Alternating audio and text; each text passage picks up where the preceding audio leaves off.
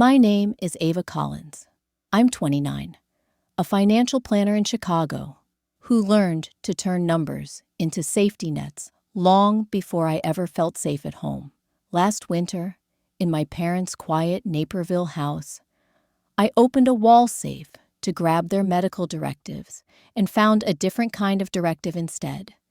A new will that left everything to my cousin, Jake Miller, the real son they brag about at every table I've ever sat at. I didn't scream. I didn't beg. I pictured a month from now when their first unpaid mortgage notice would arrive, and the worshipped name, Jake, would finally have to do something other than shine. I grew up trained to leave no smudge on a glass and no feeling on my face. My mom, Helen, harmonized etiquette with a metronome. My dad, Robert, balanced pride like a ledger, forever in deficit with me and overflowing with Jake. He lived across town, breezed in on weekends, left with leftovers and praise. I left with dishes and silence. By the time I graduated, I understood two truths. I was useful, and he was loved. Usefulness pays bills. Love asks for them. After my dad's job vanished in a round of right-sizing, I started catching what slipped.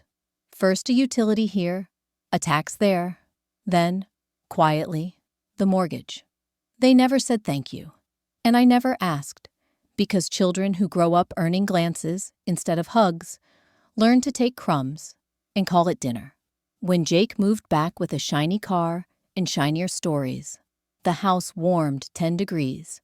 He laughed in my parents' kitchen, tapped the counter, and said to me, "Thanks for keeping the lights on so they could help me when it mattered." I rinsed a glass so I wouldn't drop it. Then came the ice-slick Tuesday.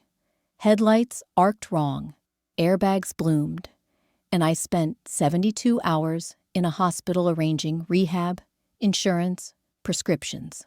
On day 4, I drove to the house for socks and paperwork. The safe sat behind a painting of a lighthouse my mother loves. I've always thought it funny, a warning signal hiding a secret. Inside, under the medical forms, lay the will. The language was clean. Real estate, accounts, investments, personal property. To our nephew, Jake Miller, who has been like a real son. My name appeared once. Executor. Not daughter, not heir. Just the woman expected to carry their final wish to erase me. There's a switch you feel when dignity breaks. It's not rage. It's gravity snapping back. I took photos of each page. I put the originals exactly where I found them. I folded socks, zipped toiletries into a bag, and drove the highway with my breath steady for the first time in years. By midnight, I had a plan. Cancel every auto pay linked to my accounts, set an auto reply for money requests, and redirect the same monthly figure into a savings account labeled Future Ava, a name I'd been postponing while financing the past. At 8:03 the next morning, I opened my laptop and began.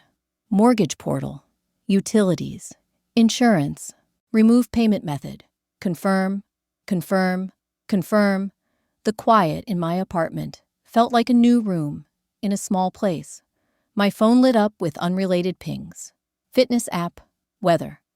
Mundane proof that the world still runs when you stop pushing it uphill alone. I made coffee, black, and stood by the window. Somewhere in a file cabinet 20 miles away, a paragraph tried to make a stranger my father's child. Somewhere in a mailroom 30 days from now, an envelope was already printing my parents' names in stern font. When that envelope lands, it won't just demand a payment. It will announce the end of a religion we all practiced, worshiping Jake, and the first sermon will require him to pay. And if he doesn't, what breaks next won't be my bank account. It will be their illusion. If you're watching this, tell me where you're listening from in the comments. I want to see how far this story travels. And if you think voices, like mine, deserve space, please subscribe. Your one click is a real push for me to keep making better stories. Thank you for being here and hearing this. The day after I canceled the auto pays, I drove to Naperville with a tote bag and a face that revealed nothing. Mom had asked for her silk robe and Dad's reading glasses. I brought both, in the silence they'd trained me to wear. Jake was already there, leaning on the kitchen island like he owned the deed to the air. Ava, he smiled, rehearsed and easy. Tough week. We'll get through it. Sure, I said, setting down the bag. Mom inspected the robe like it held answers. Dad watched me with the same accountant's squint that used to measure my report cards. We performed small talk until it broke under its own weight. He went first. The mortgage company called. Something about a failed payment. I changed some things, I said. Going forward, I won't be covering your expenses. The sentence felt like cutting a rope that had burned grooves into my hands. Mom's mouth opened, then shut. Dad's jaw flexed. Jake looked mildly curious, like he'd clicked into a live stream at the wrong timestamp. You, what? Dad asked. Ask Jake, I said, steady. Your will says he's the real son. He can be the real payer. The color drained from Mom's face. Jake laughed, too fast. Come on, that's not what family means. The will is just like a legal framework we share. Plot twist landed before I planned it. I pulled out a small blue notebook and set it on the island. Inside were dates and amounts, 46 months of mortgage and utilities in clean columns. Next to those, clipped receipts of gifts to Jake that matched my transfers within days. A watch, bridge loans, a weekend in Scottsdale. If you thought I wasn't tracking, I said, you've forgotten what I do for a living. Mom snapped, brittle and high. We helped him because he was building something. He brings joy to this family. Controversial act, mine. I turned to the hallway camera, the one Dad installed for safety, and raised the will I'd printed. I wanted the lens to witness what words alone never could. You left me executor of my own erasure, I said, knowing the video feed archived to a cloud Dad checks nightly. If they would rewrite me in private, I would document the draft. Jake's smile thinned. You're making a scene. I'm making a record. I slid the notebook back into my bag. I've spent years choosing peace over truth. That choice is finished. He pushed off the island, voice dropping. You know startup funding cycles. Liquidity is tight.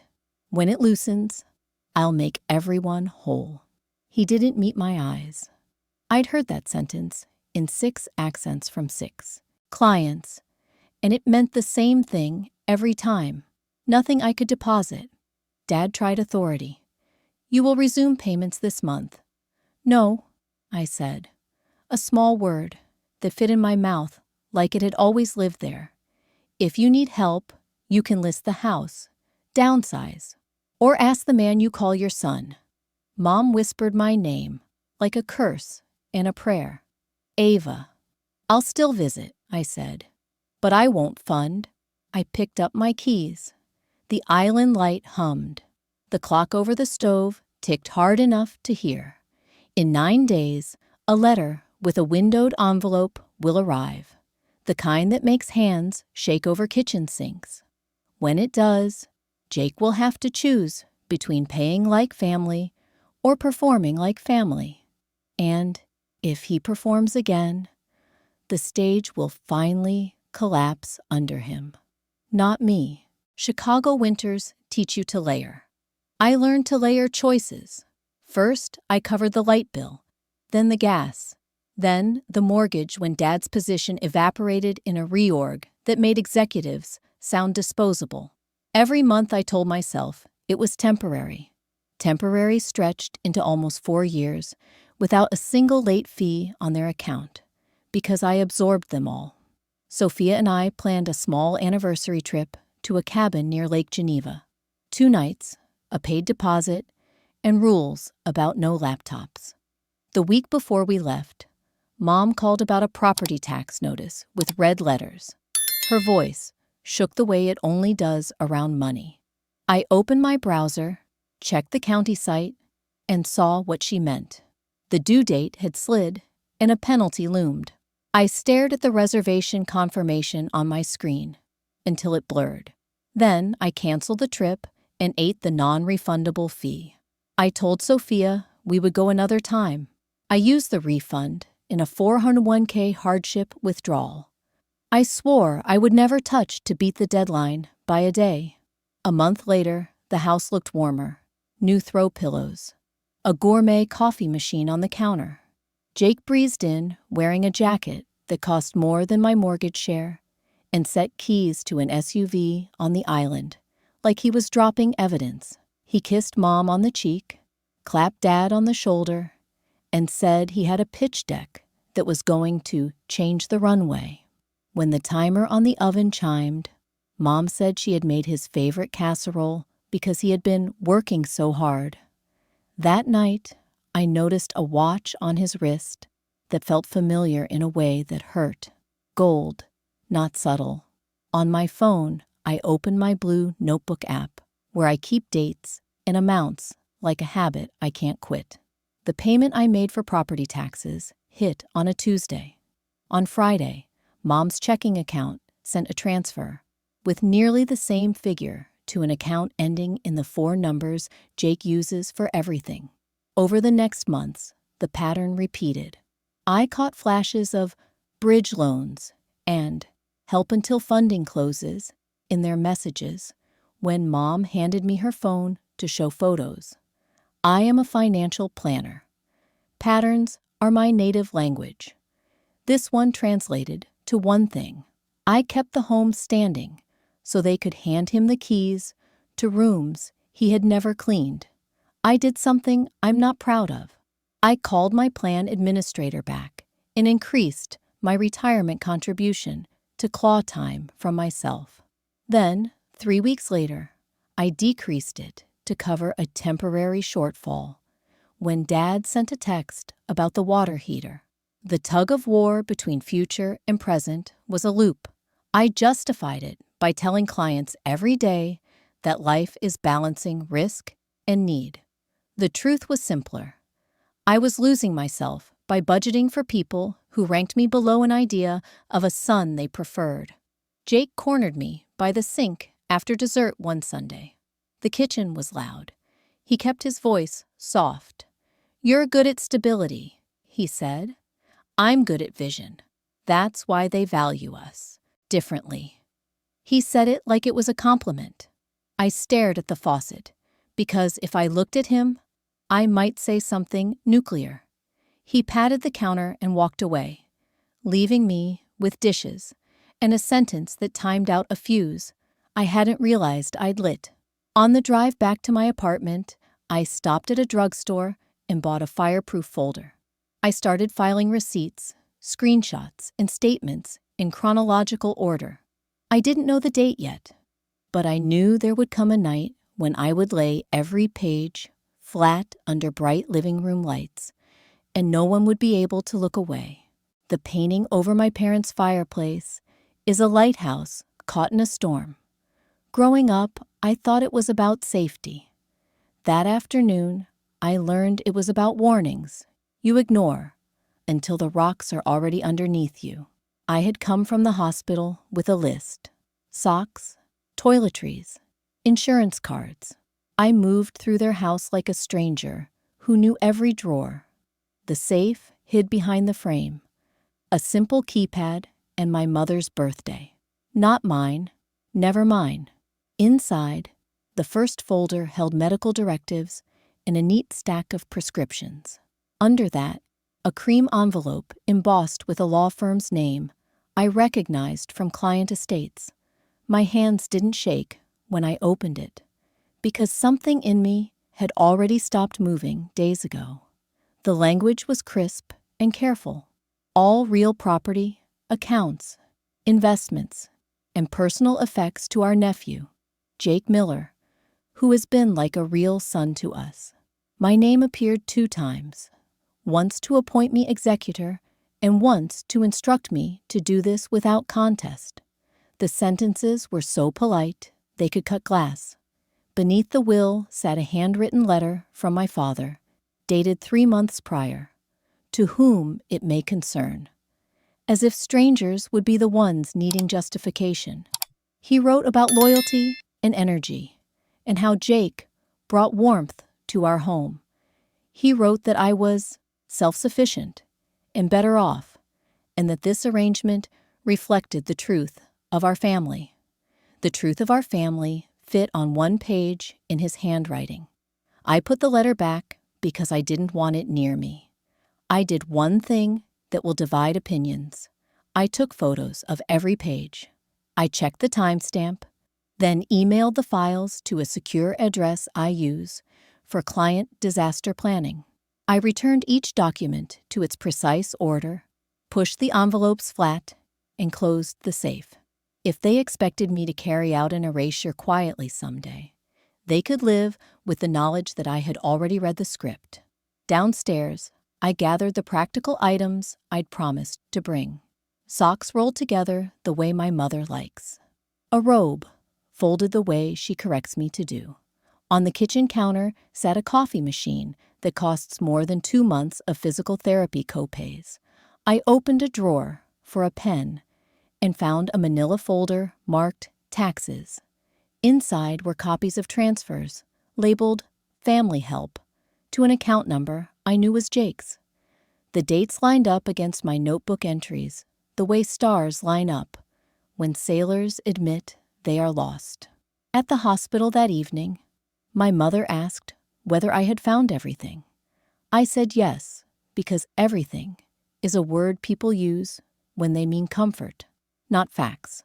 I placed her robe on the chair, set Dad's glasses by the remote, and left before the television news switched to weather. In the parking garage, the cold found my throat and stayed there. The next morning, I did what I do best. I built a plan on hard numbers. I listed service providers, logins, due, dates. I listed what I could reroute to myself without wrecking my own stability. I listed what I owed to no one. Explanations, debates, apologies for surviving the family system that made me necessary and invisible at the same time. Then I took the list to their house, handed over the socks in the silence, and told them I was done paying. There is a moment every story stops being private. Mine would arrive in a living room under bright lights with printed pages on a coffee table and no comfortable place left to look. Jake has always performed well in rooms like that. Money, though, is not a performance. It arrives or it doesn't, and the house keeps or loses its heat accordingly. Dr. Abrams asked, "What changed?" I said, "A will turned me from daughter into executor." She nodded and wrote 1 sentence on a pad. Boundaries protect the person who sets them. They are not punishment. We talked about roles that calcify in families. We talked about how resistance is a sign the system is losing a free resource. I left with homework that finally felt like mine. I started with a list: mortgage portal, gas, electric, water, insurance. I logged in, removed my cards, saved the confirmations to a folder labeled March Reset. I called each company to confirm the accounts would revert to the household owners.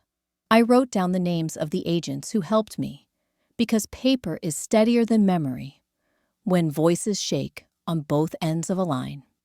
Then I opened a new savings account and named it Future Ava. I set an automatic transfer for the exact amount I used to send my parents on the 1st of each month. The number looked the same, but the direction changed. I stood up from my desk and felt taller by an inch I could not measure. I drafted the message I knew I would need. I am not in a position to provide financial support. Please direct financial requests to Jake Miller, as designated in your will. I read it aloud. to make sure it carried no heat. Then, I added one more line for clarity. I will not discuss money matters by phone. Email only. I set it as an auto-reply for any message that included the words mortgage, utility, taxes, loan, help. I also sent it once, directly, to both of my parents with Jake copied. That choice will be debated. I wanted one clean record of what I said and when. Sophia cooked that night. Pasta, simple and warm. I kept my phone face down except to schedule 2 more therapy sessions and a yoga class I had promised myself for months. The screen lit with missed calls. I did nothing. Doing nothing can be harder work than doing everything. The first test came fast. My father left a voicemail in the measured tone he uses when he expects compliance. The mortgage payment did not process. Call me to resolve. I wrote the words into my notebook exactly as he said them, then closed the cover. My mother texted a string of messages about obligation and reputation. I read them once. I did not reply.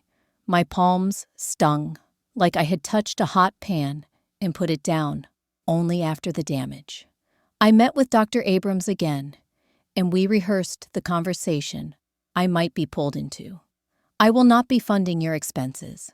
I will visit and I will help with logistics if schedules align, but I will not pay. She had me say it 3 times until the sentence sounded like a fact instead of a fight. She reminded me that anger is often grief that refuses to say its name. I do not owe grief my retirement or my rent. I did one more controversial thing. I exported a ledger of every transfer I had made for their household for the last 46 months and put it in a sealed envelope on my bookshelf. If anyone tried to tell a different version of my history, I would not argue. I would open a file. Days moved like wet cement. The due date on the mortgage ticked past. The utilities carried a grace period that would not last. I slept better anyway. Money I had earmarked for crises that were not mine moved quietly into future Ava without asking permission. At the office, I picked up a new client and left early one evening to walk by the lake. The air hurt my face, and I welcomed it. A letter with a windowed envelope is already on its way to their mailbox. When it lands, there will be calls and maybe a meeting. I cannot control what anyone demands in that room. I can control whether I bring my wallet. I will not. Sunday at 4, I parked one house down and walked in with a slim binder and no wallet. The living room lights were bright like a stage. My father sat in his chair as if posture could make the past behave. My mother folded a tissue in perfect squares. Jake took the seat closest to the praise. I asked you here to address your sudden refusal to pay the mortgage. My father began, voice even. This is not how family functions. I opened the binder and set 3 stacks on the coffee table. Ledger, will, letter. I placed a yellow sticky on the line that named Jake as heir, and another on the paragraph that named me executor. This is how the money has functioned, I said. 46 months of mortgage and utilities from me, transfers to Jake within days, a new will that formalizes what you have performed for years. My mother stared at the will and reached for the tissue again. That document was private. My bank account should have been private too, I said. But we are here now. I will not be funding your expenses. Jake smiled, like he was about to sell a solution. Let's be adults. Funding is tightening everywhere. When our round closes, I will have room to make things right. Right for who? I asked. Because I have watched you be made whole by my work since the day I took over their bills. My father leaned forward. You will resume payments this month. You know the due date. I know every due date, I said. I am choosing different ones. You can list the house, refinance, if a bank will allow it, reduce expenses, or ask the person You call your son. Anger landed where logic would not. Ungrateful, he said. The word was old in his mouth. I slid the ledger toward the center of the table. Gratitude would have looked like telling the truth about what my money made possible. You preferred a golden story about Jake to a daughter who kept the heat on. My mother's voice broke. He brings joy, Ava. Joy does not pay property taxes, I said. Love does not either, but it notices who has been carrying the weight. Jake shifted, then tried charm. We all have roles. You stabilize. I scale. They respond to that. I am not a role, I said. I am a person who has been paying to exist in this room. The controversial part was not the binder. It was what I did next. I read a one-page statement I had written the night before in simple sentences. I will not pay your mortgage, utilities, taxes, or debts. I will not discuss money by phone. I will visit if I choose, and if it is respectful.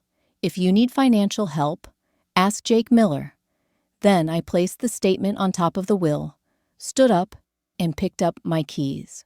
You will not walk out of this conversation, my father said, rising with me. I am not walking out of a conversation, I said. I am walking out of a pattern. Jake stood too. Come on, be reasonable. I have been reasonable for years, I said. This is what reasonable looks like when it stops underwriting a lie. No one followed me to the door. The handle felt cold in my palm. Outside, the sky was the color of a bruise starting to heal. I sat in my car until my hands stopped shaking. My phone buzzed on the seat with a new voicemail icon. I did not press play. By morning, there would be a letter in their mailbox from the bank. By night, there would be new stories told about me. I could not stop either. I could stop paying for them. The week after I left the living room, the mailbox did what I said it would. A notice with a windowed envelope arrived. Then another for the gas. The Audi went first. A neighbor told Sophia they watched the tow truck take it like an animal from a trap. The for sale sign stayed up for 4 weeks before it came down again with no offers that matched their wish. By the end of the second month, they listed the Colonial with a price cut. They did not copy me on the listing. Family friends called with a tone I recognized from client families when money shifts loyalty. They asked if I was okay. They asked what really happened. I answered one way. I set a coffee date for any person who had shown me care before now.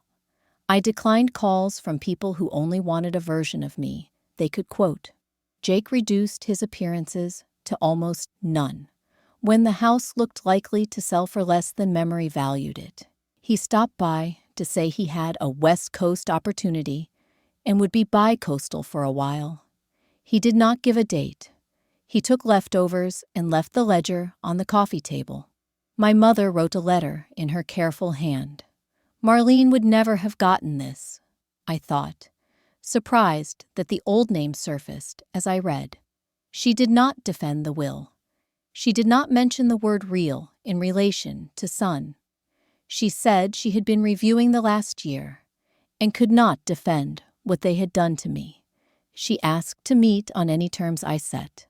I chose noon at a diner with noisy air conditioning and metal napkin holders that click when you slide them back. She arrived on time, smaller than I remembered, walking with a careful step that made me think of consequences. We ordered coffee. She began to talk and then stopped. You do not owe me an apology, I said, because I did not want to hold out a bucket I knew could not be filled. You owe yourself an honest story. She nodded. She said she had changed the will. I said I did not need to hear the details. Change in ink was fine. Change in practice mattered. She cried without making a scene, and I felt something like grief without guilt. The server refilled our cups. My mother took a breath like she would jump, then asked if I could help with the movers when the apartment lease started. I can bring labels and a schedule, I said. I cannot bring money. She agreed. That was more change than I expected. 2 weeks later, I helped pack boxes and set timers for work bursts and breaks. My father avoided me for the first hour. Then he asked me to carry a lamp and said the words, "Thank you," like a foreign phrase, read from a card. He looked older, without the house behind him. He did not mention the will. He took the bus the next morning to a part-time job at a hardware store near the new place. Humility had entered without knocking. I did not celebrate it. I noted it. The test came fast. Their anniversary approached, and my mother shaped a question about dinner into the air between us. I smiled at the shape without taking it. "I hope you find a way to market that fits your budget," I said. The sentence sat where an offer would have lived all my life. It did not move. That night I walked home under a sky that did not promise anything and did not need to. I had paid for years to keep storms off a house that could not shelter me. Now I paid for my own light and heat and found I could stand in weather without breaking. The next chapter was not about punishment. It would be about building something that did not ask me to disappear to keep it standing. I moved into a walk-up with wide windows and a stubborn radiator. I hung one framed photo on the wall. It is not of the old house. It is a picture I took at dawn, by the lake, pale water, holding the first light. I bought dishes, one by one, on purpose. I wanted to feel what it is like when a home grows with me instead of swallowing me whole. Today, my mother and I meet for coffee twice a month. We talk about recipes and books, and sometimes about the years we lost. When money tries to sneak in, I hold the line we agreed to. No loans, no transfers, no hints. She adjusts, then breathes. My father is slower. He shows up to one coffee, then two. He tells me about customers at the hardware store. He thanks me for showing up. We do not discuss the will. The past can stay filed without being burned. Jake sends a holiday text with a photo of palm trees and a caption about deals. I do not reply. My contact for him is notes and dates in a folder that no longer needs updates. Some people fall out of your life when the ATM closes. They were not a balance. They were a withdrawal. Forgiveness arrived like weather. I did not forgive, so I could resume the old roles. I forgave to stop carrying the bill for injuries I did not cause. That made space for something sturdier than revenge. A boundary is not a weapon. It is a doorway with a lock you own. You can let people in. You can keep them out. You can stand there and decide. If another notice ever lands in my parents' mailbox, I know what I will do. I will answer with the same sentence I wrote the first day. I am not in a position to provide financial support. Please direct financial requests to Jake Miller. If they ask for time, or a ride, or a label maker, I will check my calendar and say yes when I can. Love does not require poverty of self. If you are listening, because a family like mine trained you to buy your seat at the table, hear me clearly. You can step back. You can forgive and still say no. You can grieve the story you wanted and build a quieter, truer one that contains you. Start with one list. List what you give. List what it costs. List what you want your next year to feel like. Then match your money and your time to that feeling. I learned that being real in your own life is worth more than being the real child in someone else's script. I learned that peace begins the day you stop underwriting the lie that love equals debt. I hope you never need my story. If you do, borrow the sentence and the lock. Return both when they fit you better than they fit me.